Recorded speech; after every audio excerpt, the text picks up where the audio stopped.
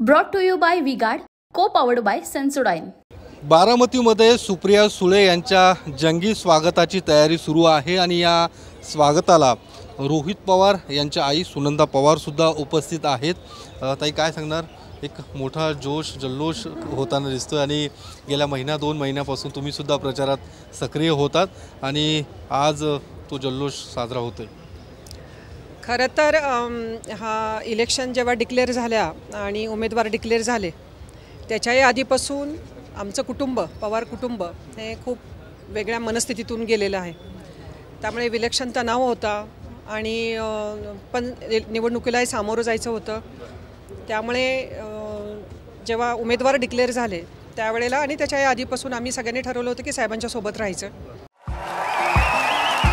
देखिए उनका काम है अफवाह से गर्मी बढ़ाना और हमारा काम है माहौल को ठंडा रखना। हमारा नेता कैसा हो जो माहौल को रखे ठंडा वैसा हो। अब की बार वी गॉट एयर कूलर का चमत्कार। आणि मग आम्ही इलेक्शनला प्रचाराला सुरुवात केली। तणाव प्रचंड होता, लोक बोलत नव्हती, शांतता होती सगळीकडे, म्हणजे लोक आम्हाला भेटायलाही घाबरायची। पण एक आत्मविश्वास होता की 60 वर्ष ज्या माणसांनी या बारामती महाराष्ट्र आणि देशाला दिलेली आहेत त्यांचे ऋण नक्कीच लोक कुठेतरी मान्य करत असतील। त्यामुळे आम्ही घराघरापर्यंत माणसांपर्यंत पोहोचायचा प्रयत्न केला।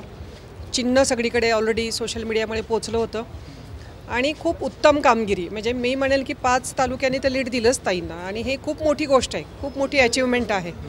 एकतर ताई वाड्या वस्त्यांवर पोचलेल्या होत्या, म्हणजे बारामतीमध्ये दादा होते त्यामुळे ताईंचा संपर्क कमी होता, पण बाकीच्या तालुक्यांमध्ये पुरंदर दौंड ज्या भागात मी फिरले त्या भागातली प्रत्येक लोक आणि वाडी सांगायची की ताई आलेल्या होत्या।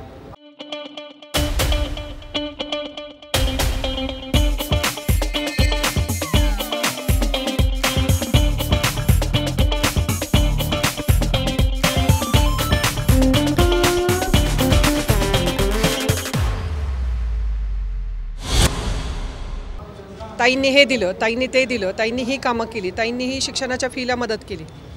हा जो ताईंचा जो तिथं संपर्क आहे ना, तो संपर्क ताईंचं काम आणि साहेबांची पुण्य आहे। या सगळ्या गोष्टीचं एक फलित म्हणजे हा नेहमीपेक्षा जास्त लीडनी आज ताई या बारामती लोकसभा मतदारसंघातून निवडून आलेले आहेत। हे सगळं ज्या पद्धतीने तुम्ही जसं म्हणता हे सगळं फलित तुम्हाला आज मिळताना पाहायला मिळते, पण दुसरीकडे पवार कुटुंब आहे जे इतर वेळी जे एकत्र होतं, एकजूट त्या कुटुंबामध्ये होती, या निवडणुकीमध्ये कुठंतरी दुभंगलंय असं वाटतंय? नाही, ते तर होतच, ते तर काही सगळ्या देशाला माहिती आहे, त्यामुळे काही ते वेगळं नाही, दुभंगलेलं आहेच ते। पण एक कुटुंब, बाकी सगळंच 70% फॅमिली साहेबांच्या सोबत आहे आणि काही एक कुटुंब फक्त वैचारिक भूमिका त्यांनी बदलल्यामुळे ते थोडं बाजूला गेलेले, बाकी काय।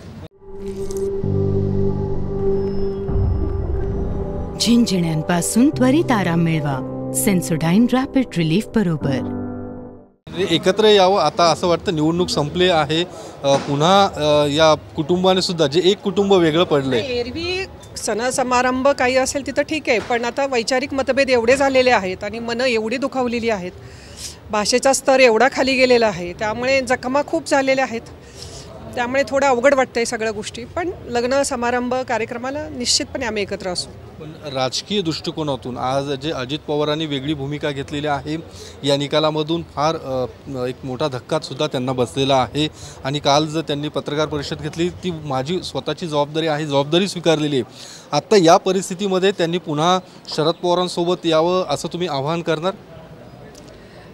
मी एकतर राजकीय व्यक्ती नाही आहे, मी घरातलं सदस्य म्हणून मी सामाजिक कामात रमणारी ही आहे। राजकीय ह्याच्यामध्ये माझा असा फारसा संबंध कधीच नव्हता। जलसंधारण, शिक्षण आणि मुलींच्या आणि महिलांसाठी मी काम करते, त्यामुळे तो अधिकार मला नाही आहे, म्हणजे कुणी कुणाकडे जायचं आणि कुणी कुणाला परवानग्या द्यायच्या हा अधिकार फक्त साहेबांना आहे। त्यामुळे साहेब जो निर्णय घेतील तो असेल त्यावेळेला। काय वाटतं तुम्हाला की दादा या सगळ्या परिस्थितीमध्ये पुन्हा परत येतील पवार साहेबांसोबत आणि हे संपूर्ण पवार कुटुंब एकत्र होईल असं एकूण काही आशा वाटते? ज्या लोकांनी त्यांच्यावर ही वेळ आणली ती लोक एकत्र येऊन देतील असं मला वाटत नाही। या सगळ्याच्या सुप्रिया सुळे निवडून आल्या, पण दुसरीकडे सुनेत्रा पवार यांचा पराभव झालेला आहे. अशा परिस्थितीमध्ये तुम्ही काही त्यांच्याशी संपर्क साधला किंवा तुम्ही काही तुमचं काही बोलणं झालंय? नाही. एकतर 1.5-2 महिन्याच्या माझ्या प्रचारामध्ये मी वहिनींवर काही शब्दाने टीकाही नाही केलेली आणि त्यांचं नावही नाही घेतलेलं, कारण त्या मर्यादा मी पाळलेल्या आहेत ॲज ए मोठी सून आणि मोठी जाऊ म्हणून. त्यामुळे त्यांना मी म्हणजे त्यांचं नावच नाही कुठे. मी फक्त सांगत होते की आमची लढाई BJPच्या सोबत आहे आणि जे काही देशामधलं आजचं वातावरण आहे त्याविरुद्ध आम्ही लढतो आहे. त्या व्यतिरिक्त मी प्रचारामध्ये कुठलीही म्हणजे संवाद पण नव्हता साधला किंवा भाषा पण नव्हती माझी. या सगळ्याची जबाबदारी होती ती रोहित पवारांकडे, प्रचाराची जबाबदारी त्यांनी धुरा सांभाळली होती. आता अशा पद्धतीची मागणी होते शरद पवार गटातल्या पदाधिकाऱ्यांकडून, कार्यकर्ते, की रोहित पवारांवरती मोठी जबाबदारी देण्यात यावी राज्य पातळीवरती, की एक अशा पद्धती. तुम्हाला काय वाटतं की रोहित पवारांनी सुद्धा ती मोठी जबाबदारी देण्यात यावी आता या सगळ्या याच्यात? एकतर जेव्हा बारामती लोकसभेचा प्रचार यंत्रणा इथली आम्ही सुरुवात केली त्यावेळेला इथं काहीच नव्हतं, सिस्टीमच नव्हती, काही अधिकारी नव्हते, पदाधिकारी आमच्यासोबत नव्हते. बूथचं तर नंतर झालं, बूथ कमिट्या वगैरे सगळं. त्यामुळे रोहितनी तिथे लक्ष घातलं, कारण लक्ष घालणं गरजेचं होतं, कारण सगळंच असं अस्ताव्यस्त होतं. त्यामुळे त्यांनी जी सिस्टीम लावली, बूथ कमिटी असेल, पदाधिकारी असेल, कुणी कुणाला रिपोर्टिंग करायचं, सोशल मीडिया, कुणी बातम्याही करायचं. त्यामुळे ते खूप मोठं यश आहे की सिस्टीम पाहिजे, शिस्त पाहिजे आणि तरुण मुलांनी खूप चांगलं सहकार्य रोहितला केलेलं आहे आणि त्यामुळे जे यश आहे हे सगळं टीमवर्क आहे, हे कुणा एकाचं यश नाही आहे. प्रत्येकजण राबला, म्हणजे ह्याच्यामध्ये नोन अननोन लोक एवढी आहेत की त्यांनी त्यांचं काम व्यवस्थित केलं आणि ही सगळे साहेबांवर प्रेम आहे म्हणून हे सगळं घडलेलं आहे. मोठी जबाबदारी दिली पक्षाने, साहेबांनी, तर निश्चितपणे रोहितदादांनी ती घ्यावी, कारण एकदा पक्ष चोरीला गेला आहे, परत पक्ष चोरीला जाणार नाही. तेवढा मोठा पक्ष आपल्याला देश पातळीवर करावा लागेल आणि जेव्हा देश पातळीवर आपण पक्ष मोठा करायचा तेव्हा थोड्या नव्या विचाराच्या, नव्या जनरेशनच्या हातात जर सूत्र आली तर वेगळ्या विचारांनी, नव्या दमानी पक्ष आणखीन जोमाने वाढेल असं मला स्वतःला वाटतं. धन्यवाद ताई.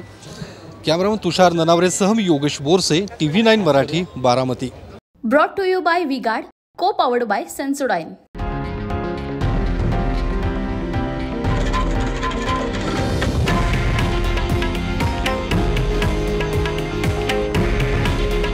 हे आहे देशातील नंबर 1 न्यूज नेटवर्क आणि आपण पाहत आहात TV9 मराठी. काळजी तुमची, हित महाराष्ट्राचं.